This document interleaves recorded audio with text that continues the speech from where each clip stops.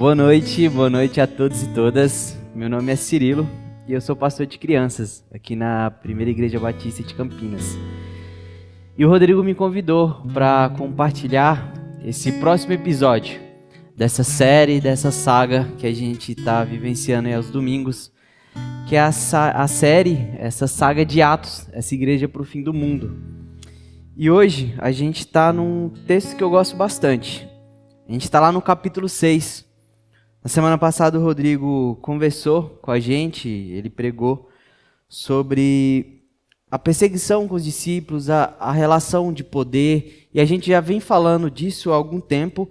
E hoje a gente vai para o capítulo 6, e a gente vai para a primeira grande treta, o primeiro grande problema que acontece nessa igreja que está se formando.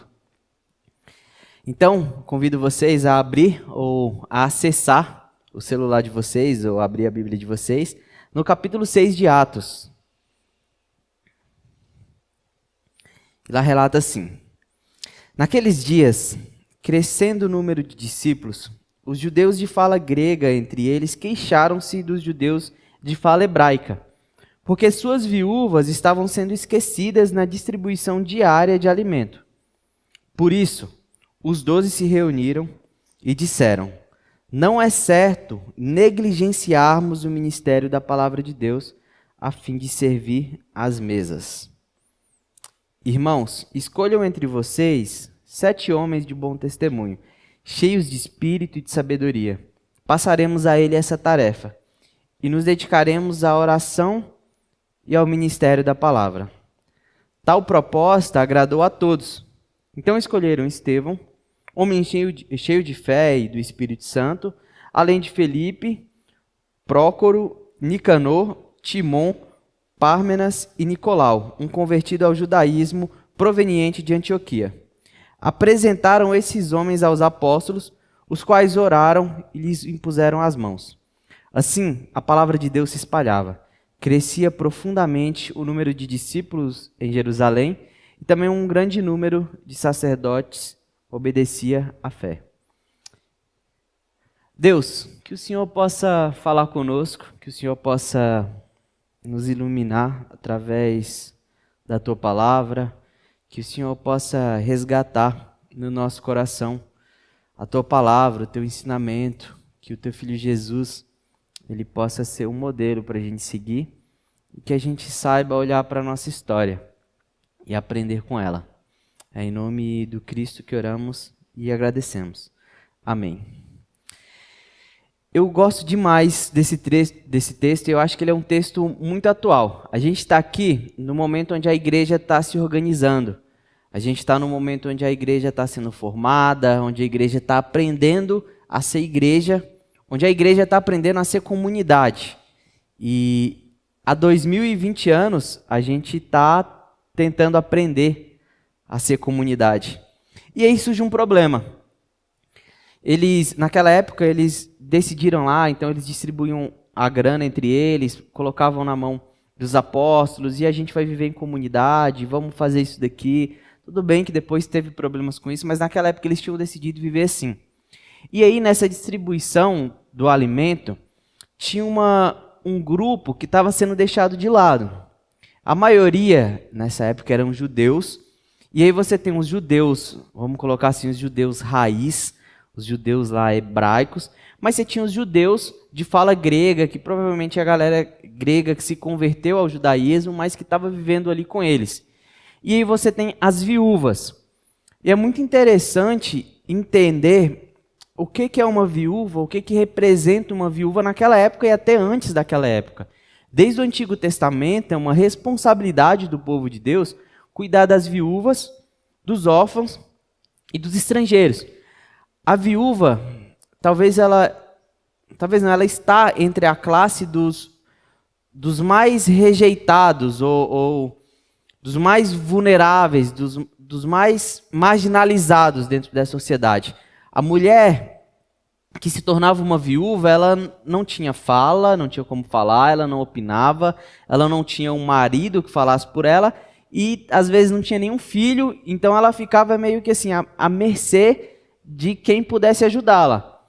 E aí você tem essa igreja que se propõe a viver dessa forma, e você tem essas viúvas de fala grega, essas viúvas que não fazem parte do clubinho de fala hebraica, dos judeus, mais raízes assim, e elas estão sendo deixadas de lado.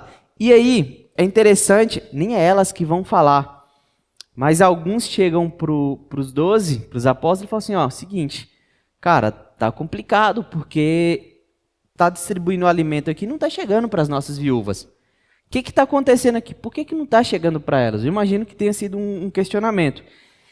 E pensar uma comunidade logo no seu início, já tendo problemas como esse, me faz também pensar nas nossas comunidades, ou até pensar como pastor, como um cara que começou a ser pastor batista, de fato, ainda tem um concílio para fazer, né, Rodrigo? Mas começou a ser pastor batista agora, me faz pensar assim, que tipo de comunidade eu quero ajudar a construir? Uma comunidade real que entende, que percebe os seus problemas e faz algo por isso? Ou uma comunidade utópica que a gente sai do seminário achando que vai ser tudo mil maravilhas, que eu aprendi, que eu li lá os 12 passos de se montar uma igreja saudável, é um nome bom, né? 12 passos de uma igreja saudável, aí você pega o número 12 aí, faz o que for lá, mas não dá para pensar numa igreja utópica. E a igreja, a comunidade real, ela é isso, ela vai ter os problemas dela. E eu queria que a gente parasse para olhar para esse texto, para ler esse texto, para perceber esse texto, pensando enquanto uma comunidade. E o que a gente tem a aprender com essa primeira comunidade que estava se formando. Essas viúvas, elas já estavam num grupo que eram deixadas de lado, mas agora elas estão ainda num subgrupo, que além de ser viúvas, elas eram as viúvas dos gregos. E aí as pessoas começam a questionar assim, o que a gente vai fazer? O que vocês vão fazer? O problema está aqui, o problema está posto. Como é que a gente vai lidar com isso? E tem pelo menos 3 lições que esse texto me ensina sobre ser uma igreja. E a primeira delas é que a gente precisa escutar. Ser pastor, ou estar nessa posição que eu estou hoje, é um espaço que às vezes tira a gente desse lugar de escuta. A gente está sempre pensando no que falar, a gente está sempre pensando como preparar o melhor sermão, o melhor estudo. A gente está sempre querendo buscar esse lugar onde a gente transmite um conhecimento, alguma coisa para outra pessoa. Mas, na verdade, pensar uma comunidade é antes do espaço de falar, estar no espaço de escuta, que entende, percebe, que vive essa dinâmica onde a gente pode se ouvir, onde a gente dá a liberdade e o direito para que o outro fale. Falar tem a ver com poder, e não pensar poder de uma forma metafísica, mas é poder. E tirar o direito de fala, não ocupar um lugar de escuta, é ser violento. Falar é poder, mas é poder que tem que ser distribuído, é poder que tem que ser comunitário. É um poder que tem que ser dado a todos e todas, para que tenham o direito de falar e tenham a liberdade para poder falar.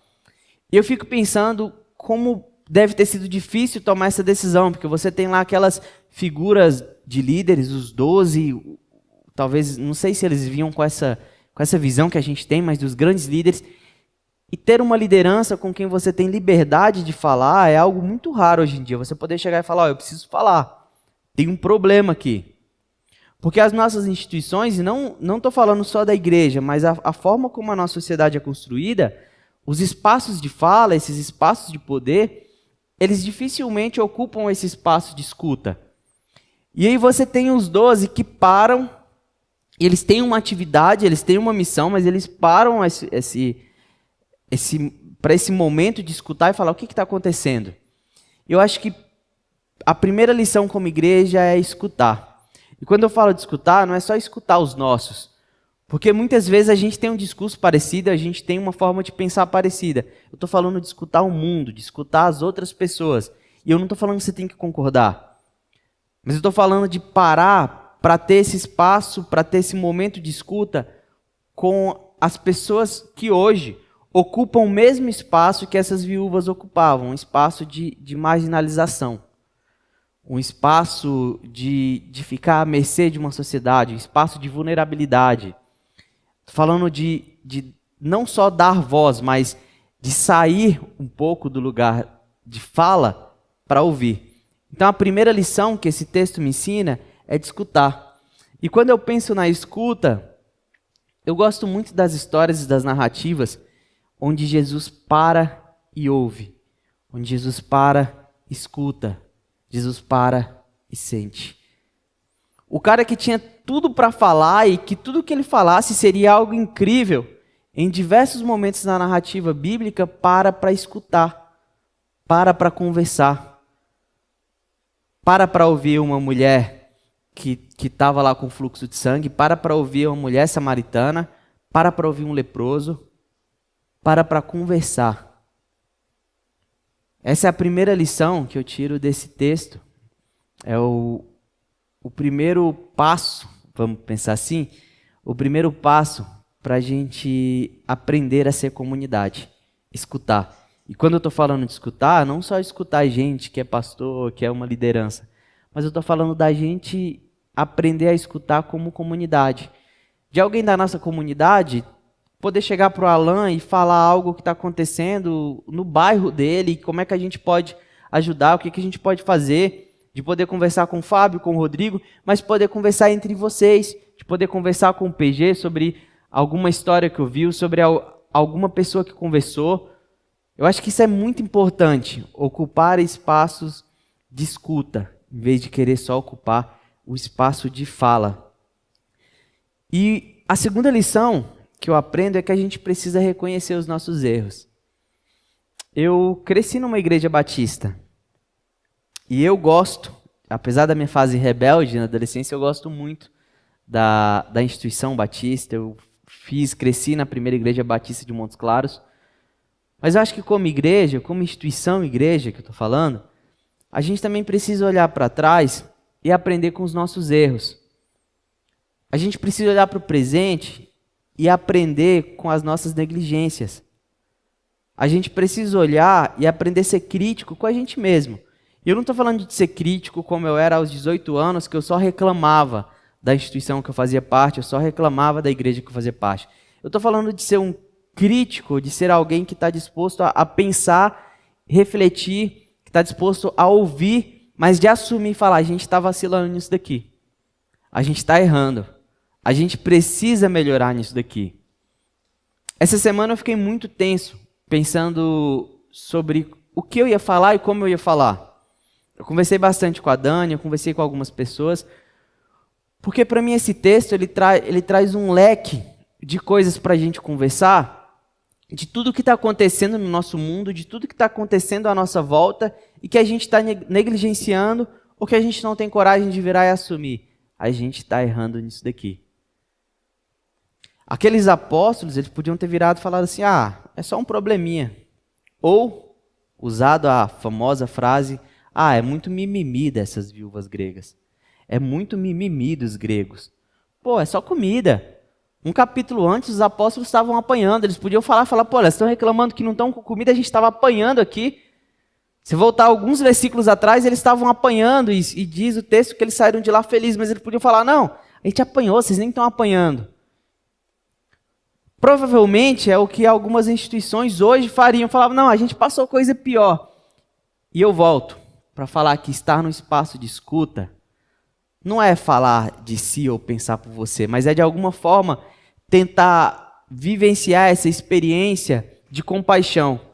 Dessa palavra que no seu sentido real do texto, quer dizer que é viver dentro de você a dor do outro. É sentir dentro de você a dor do outro. Mas isso só acontece por aproximação, e isso só acontece quando você para ouvir, isso acontece pelo movimento do Espírito, mas que não deixa de lado se aproximar ou ouvir. E eu acho que a gente precisa, como discípulos de Jesus, começar a reconhecer o que a gente está negligenciando, o que a gente está errando hoje, mas olhar para a história também e perceber o quanto a gente errou. O quanto a gente errou como igreja, o quanto a gente errou como uma instituição que coloca o nome, que diz aqui, ó, aqui é um lugar para a gente tentar ser discípulo de Jesus. A gente vai errar, vai. Mas a gente vai assumir? A gente vai olhar para o passado e vai perceber quantas atrocidades a gente fez ou que a gente se omitiu e viu simplesmente acontecer, viu gente sofrendo, viu gente sendo prejudicada, viu injustiças e não se posicionou.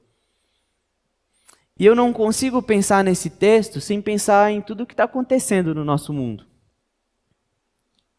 Há um tempo atrás, a gente teve uma onda de manifestações porque um cara foi morto por uma violência policial.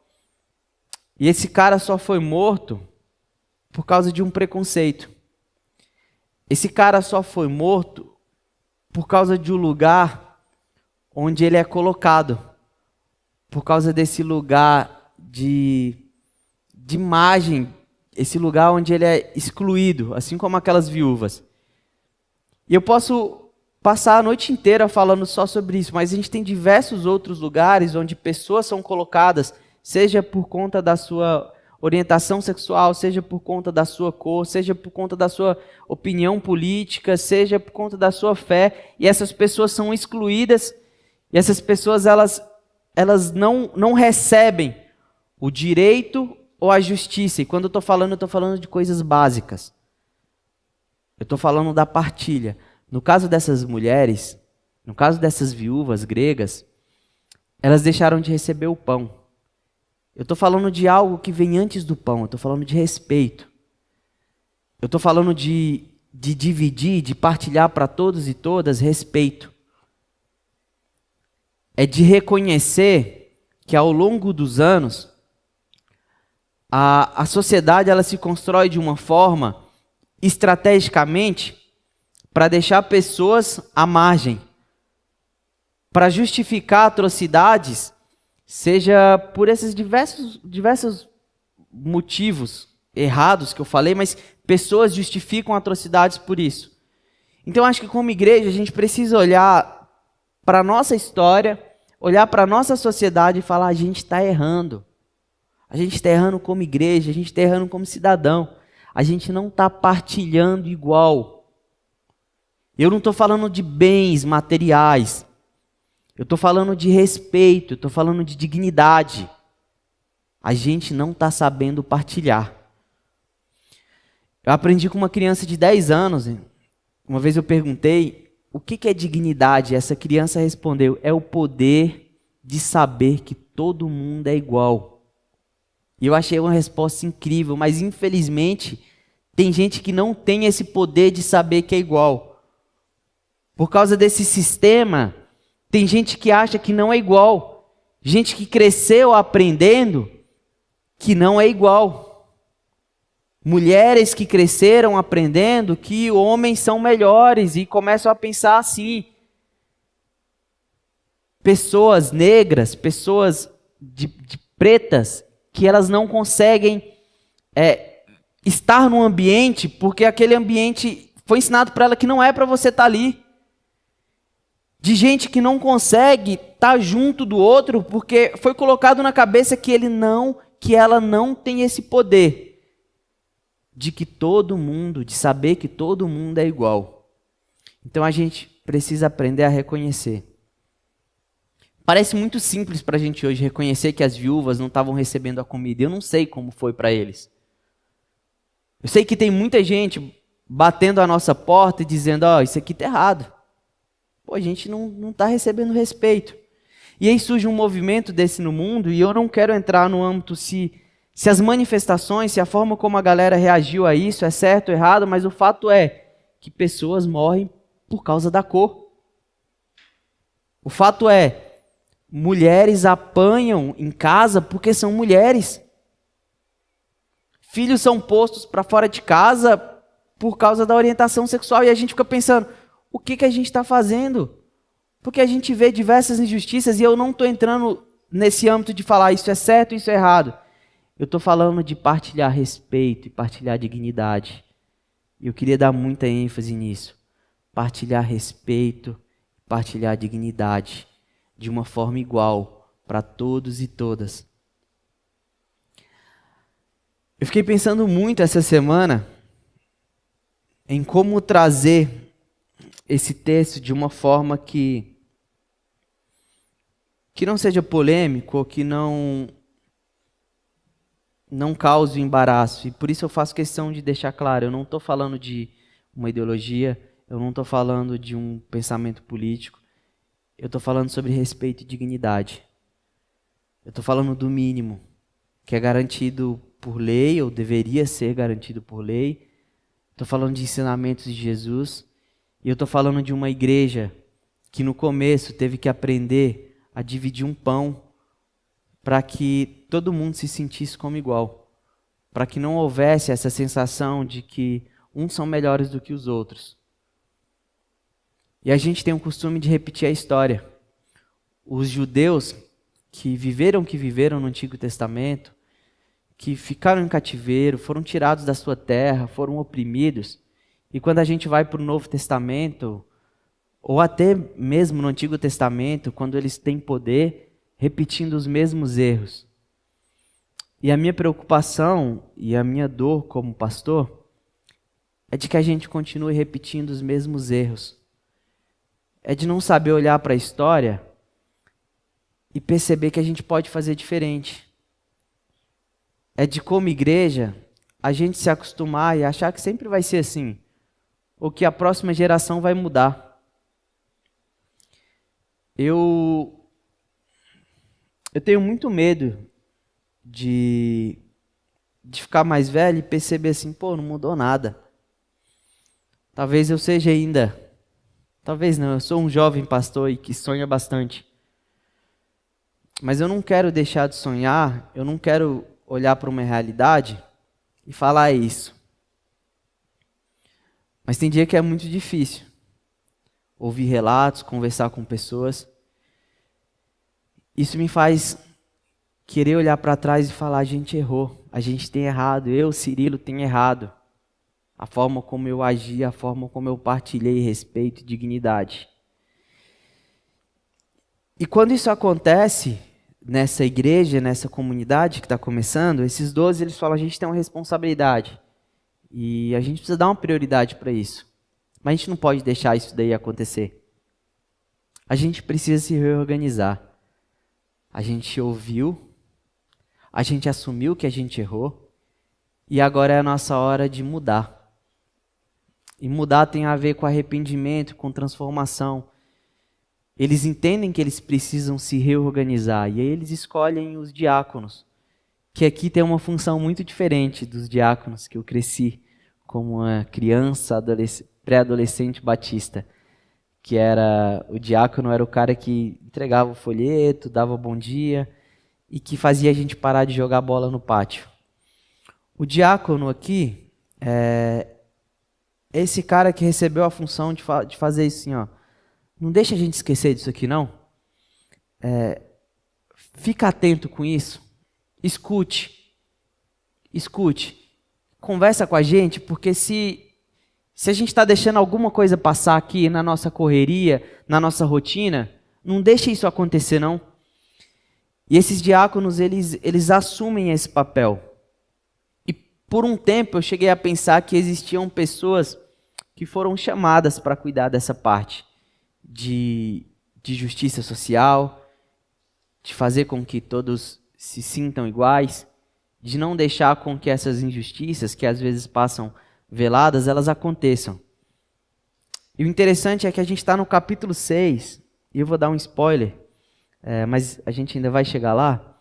A gente está no capítulo 6 e diáconos foram colocados nessa comunidade para não deixar isso acontecer. Para não deixar com que as viúvas gregas passassem fome ou que os alimentos não chegassem para elas. Mas no capítulo 9, a gente tem um relato de uma mulher que ela não recebe esse título de diácono. Mas ela se propõe a cuidar de uma necessidade das viúvas.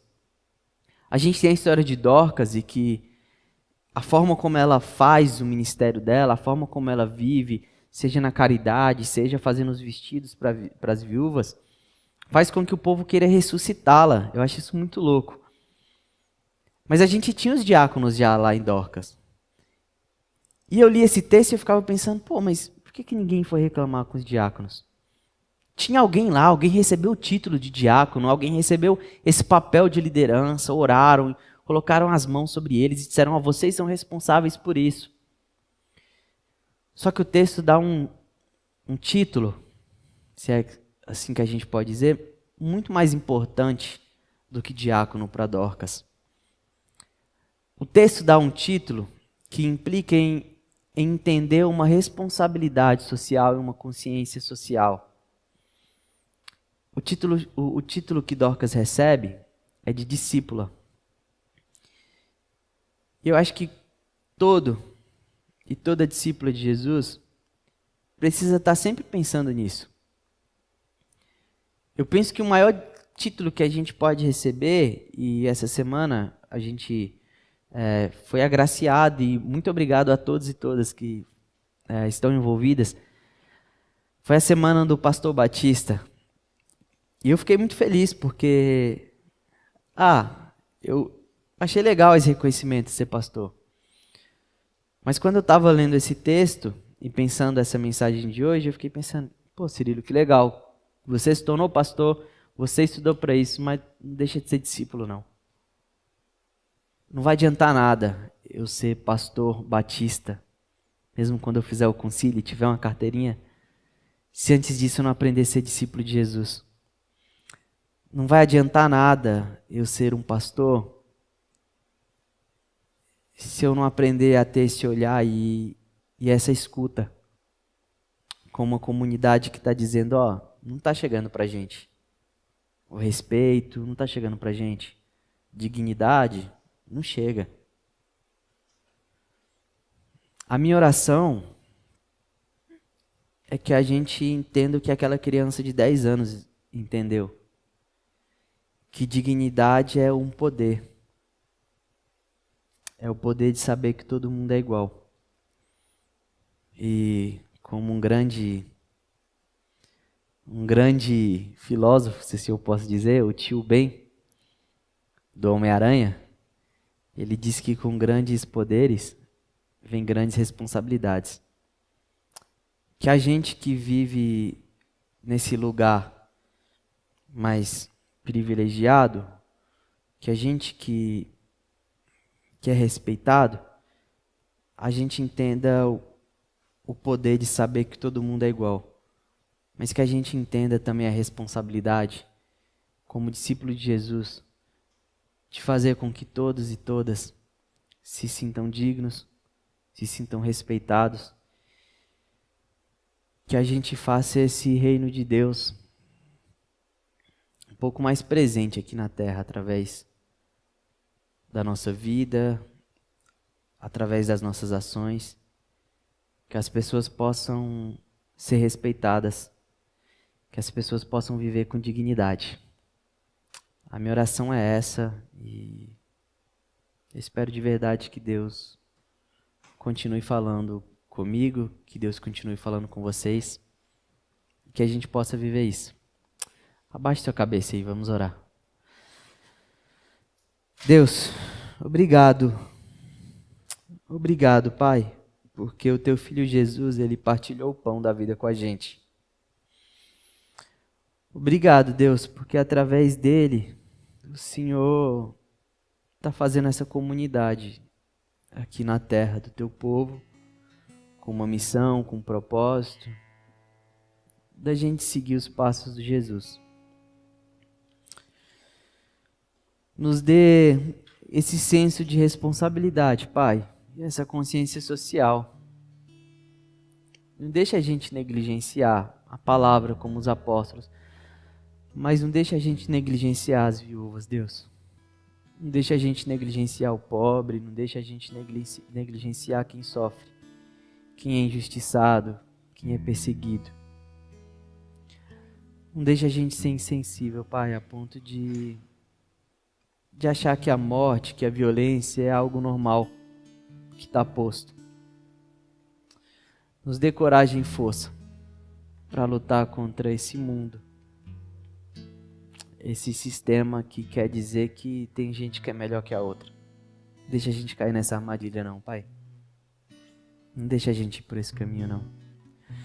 Que o Senhor dê sabedoria às lideranças dessa comunidade, mas a comunidade como um todo, para que todos e todas tenham voz, sejam respeitados, para que a gente não precise ter medo, Deus, de falar de algo tão essencial quanto respeito e dignidade. É em nome do Teu Filho que eu oro. Amém.